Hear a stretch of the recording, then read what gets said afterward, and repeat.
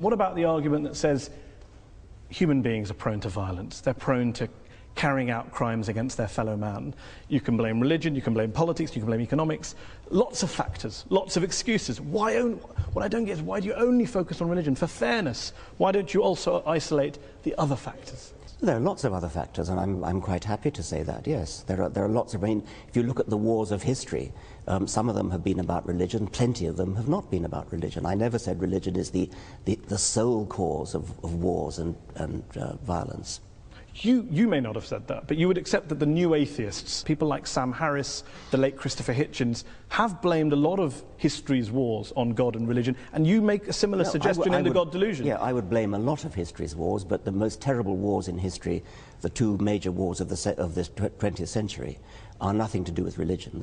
You accept that point? Yeah, of course. And the Cold War and Vietnam? Yes, I would, of course, yes. So when you have a situation where some of the world's worst crimes were carried out not by believers, how then does that square with your idea that it's religion that causes good people to do bad things, it's religion that's driving violence, your original statement against religion at the start of this? Dogmatic belief in something like religion or something like Marxism or something like Nazism, these are all, or indeed patriotism, I mean, my country right or wrong, these are all pernicious beliefs which can drive people to do terrible things.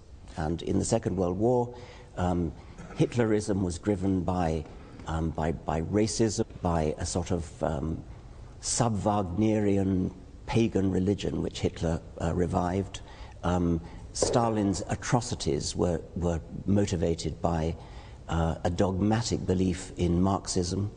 And atheism. Stalin happened to be an atheist, but he was never motivated specifically. The Soviet Union was not based on scientific rationalism, on the elimination of religion and God? Stalin persecuted the church. Stalin persecuted just about everybody. Are you saying that the Soviet Union, the leaders of the Soviet Union, were not driven by a hatred of religion and a belief that science and human progress and materialism was the way forward?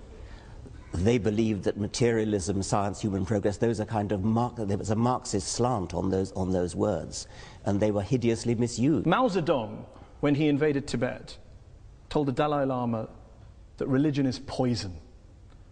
The subtext to the late Christopher Hitchens' book was religion poisons everything. Can you blame people of religion for saying, hold on, we've heard these ideas before, that religion poisons everything and it leads in one direction? It's an incidental fact that Mao Zedong and Stalin happened to be atheists. They incidental, were not, it wasn't core to communism. I think it was not core to communism, no. So when Karl Marx was talking about religion being the opiate of the masses, that was just a throwaway line?